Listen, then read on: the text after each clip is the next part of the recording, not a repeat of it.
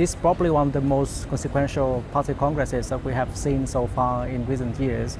And I think it's very important to see first personnel selections at the top, who are going to be the head of the party, who are going to be the prime minister, who will set the policy directions for Vietnam for the next 5 years.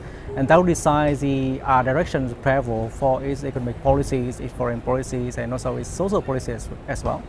And I think from what we have seen so far, probably General Secretary To Lâm will remain at the top of the echelon of Vietnamese politics, and he will set the direction of reforms that he has been envisioned for the past year. And I would expect that the reforms would continue to accelerate after the party congress. But obviously there will be a lot of constraints on his reform, especially if you look at the way that the conservative factions, especially the military, would put a lot of constraints on his reforms because of the fear or the concern that the reform would go so far, so that Vietnam would probably go off track the socialist path that the party wants to envision for the country.